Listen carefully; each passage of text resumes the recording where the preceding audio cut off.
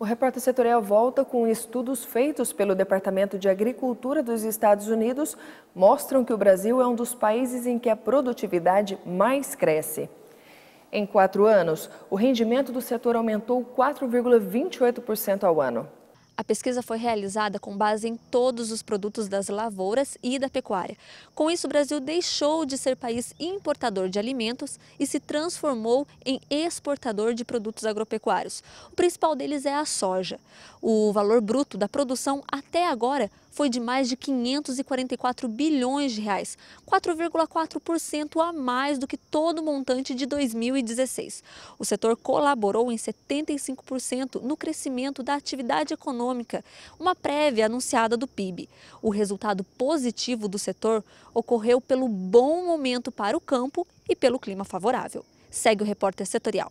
O Plano Safra traz uma série de ações para impulsionar a agricultura familiar no país. Serão 30 bilhões em créditos disponíveis para os produtores rurais, além de um seguro agrícola.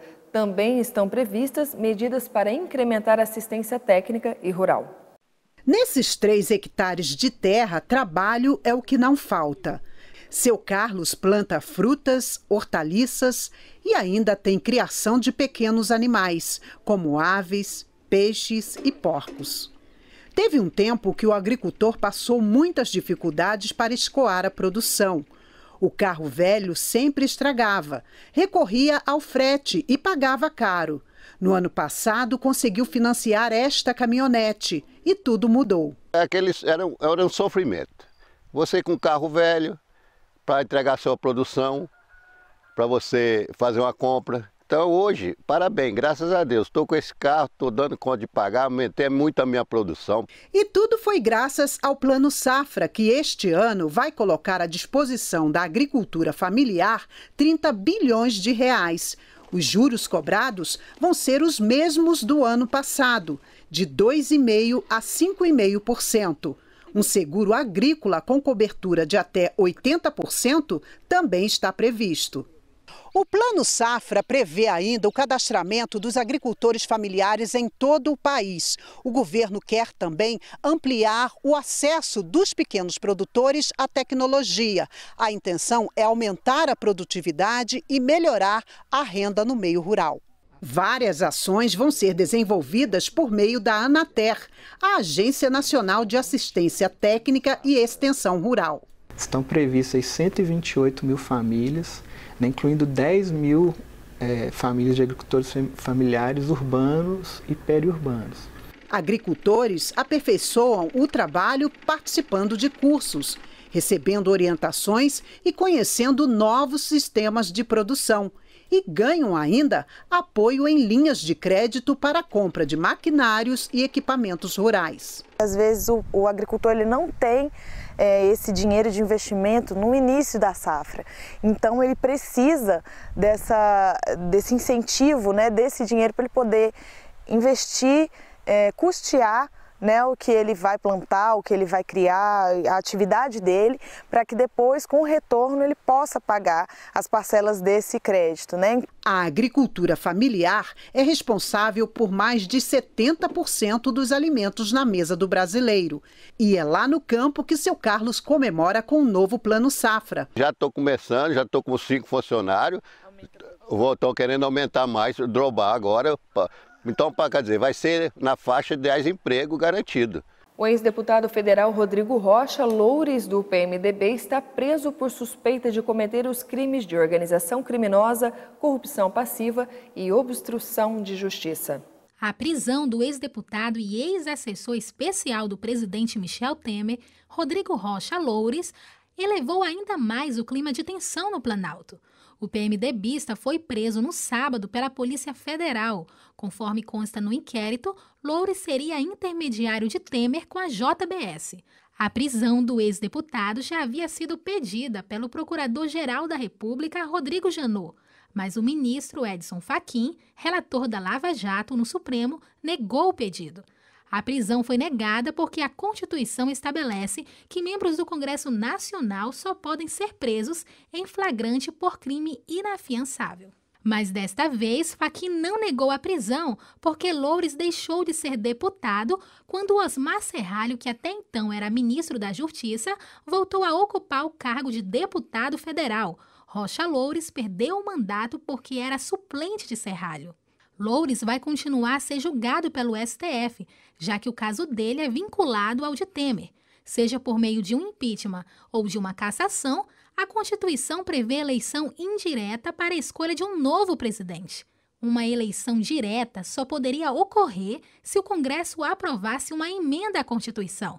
A Comissão de Constituição e Justiça do Senado já aprovou uma proposta, mas ainda precisa ser votada em 2 turnos no Senado e na Câmara dos Deputados. Fique com a última parte da entrevista especial de hoje.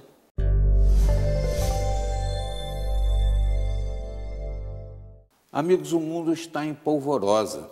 O exemplo de Donald Trump, né? American First, e esses discursos nacionalistas estão trazendo de volta uma discussão antiga a respeito de xenofobia, e hoje é o nosso tema. Nós vamos conversar sobre esse assunto aqui com o Dr. Marcos Ed Wagner, cientista político, uma satisfação tê-lo conosco. Satisfação toda nossa. E estamos com essa situação bem atual aí a nos preocupar, né? Porque eu penso que o Hitler também veio com essa discursiva, né? E era um cara que foi abençoado pelo voto. Ele não chegou ao poder ditatorialmente, depois virou ditador, né? Mas quando chegou, era Nationalitzen Deutsche Apartheid, era um homem festejado. Como é que o senhor está vendo essa história? Aliás, começando do início, qual é a diferença que há entre xenofobia e essa coisa desse nacionalismo acerbado aí? Bom, dizer que tem uma diferença, e ela, se tivesse, seria muito tênue, né? Porque a partir do momento que há uma xenofobia, você predispõe um tipo para poder viver no país, proteger o nacionalismo, você estaria discriminando, né? Então, acho que se há uma diferença, ela seria muito tênue. O Trump, como o senhor bem falou, ele foi eleito, e com a eleição dele eu já vi com reserva se o povo americano não acabou ele mesmo aceitando esse tipo de conduta. Porque o que nós temos vendo essa semana, a Inglaterra sofreu 3 ataques terroristas. Então, a grande dificuldade é saber assim, eu não vou fazer xenofobia, eu não vou discriminar ninguém, mas como é que, de repente, eu vou começar a entrar dentro do país cidadãos que colocam em risco uma população. Teve o show daquela cantora Ariana Grande, houve uma bomba, explodiu.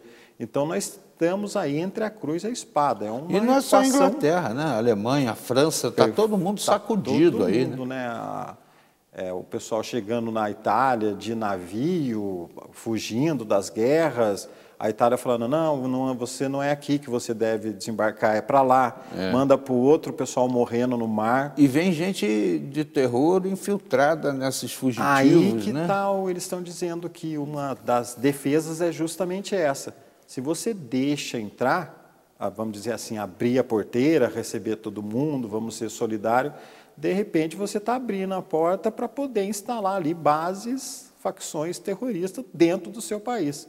Não que só isso vai evitar, mas o problema também de se criar simpatizante dentro do próprio país. O perigo, o jovem dentro daquele início de vida, com aquelas ideias, de repente ele começa a ser simpatizante, aí ele começa a fazer parte e não há nenhum biotipo para dizer que aquela pessoa ali é um terrorista, não que acha, mas há uma começou discriminação. Com pessoas até que não se pode dizer que não são nacionais, né? Porque são oriundos, né?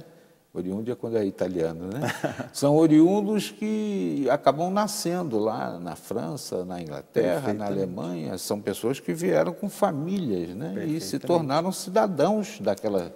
Fica um negócio difícil. Como é que a Inglaterra vai botar para fora o cidadão que tem a dupla cidadania árabe e inglesa? E hoje não tem jeito. Se nós olharmos a composição dos países, eu imagino assim, o futebol é uma coisa globalizada. A criançada conhece os países, às vezes, pelos jogadores de futebol. E você vai ver o representante de um time francês, italiano, a composição não é aquela...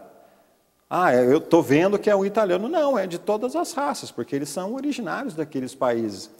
Aí, só que em relação a um comportamento supostamente terrorista, ainda há bastante discriminação. Aqui no Brasil a gente deu uma certa sorte, né? Porque nós temos segmentos de praticamente todos os países do mundo, né?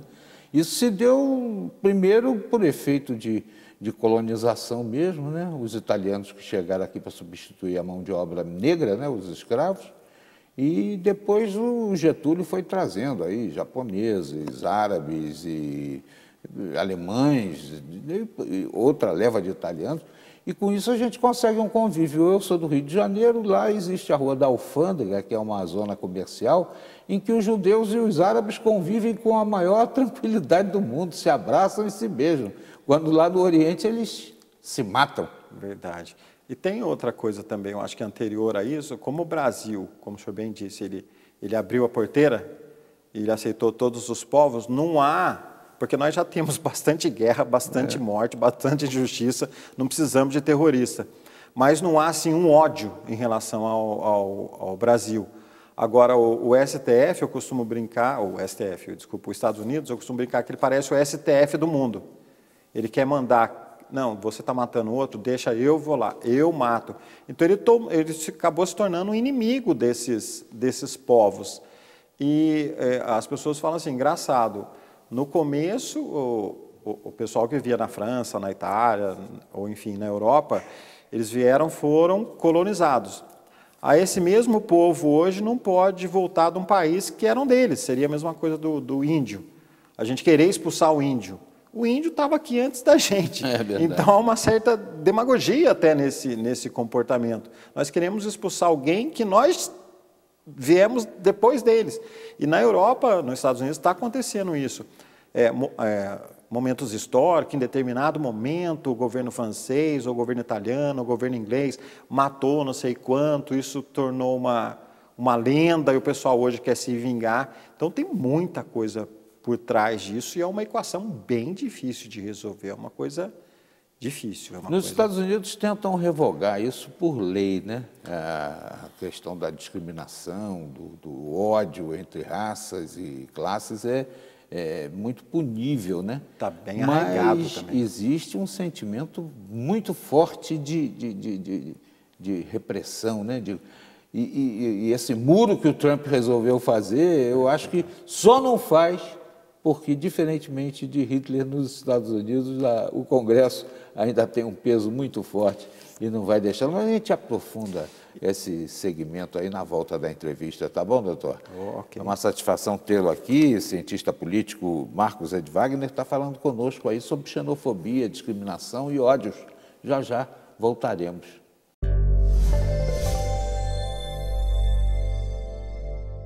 E no próximo bloco você acompanha 42% de todo o rendimento que o brasileiro ganha é destinado a impostos. O intervalo é rápido, voltamos já.